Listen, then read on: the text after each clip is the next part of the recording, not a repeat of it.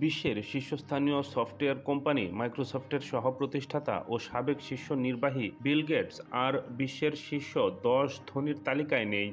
তার মোট সম্পদ পুনঃগণনার পর সোমবার এক প্রতিবেদনে এ তথ্য জানিয়েছে মার্কিন সংবাদমাধ্যম ব্লুমবার্গ। প্রতিবেদনে বলা হয়েছে, সর্বশেষ গণনায় দেখা গেছে বিল গেটসের মোট সম্পদ $১৭,৫০০ কোটি থেকে $১২,৪০০ কোটি নেমেছে, অর্থাৎ তার মোট সম্পদ কমেছে $৫,১০০ কোটি।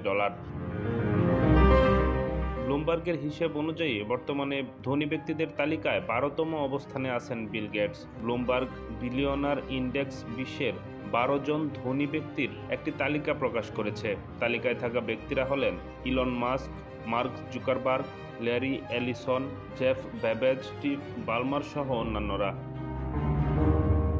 এ তালিকায় পঞ্চম স্থানে থাকা স্টিভ বালমার মাইক্রোসফটের কর্পোরেশনের বিল গেটসের অধস্তন হিসেবে যোগ দিয়েছিলেন। পরে বিল গেটস মাইক্রোসফট থেকে অব্যাহতি নেওয়ার পর তিনি প্রতিষ্ঠানটির সিইও হন। অর্থাৎ মোট সম্পদের হিসেবে এক সময় যাদের সামনে ছিলেন বিল গেটস, তাদের থেকে তো বটেই, এমনকি নিজের সাবেক অধস্তনদের থেকেও পিছিয়ে গেছেন মাইক্রোসফটের এই সহ-প্রতিষ্ঠাতা।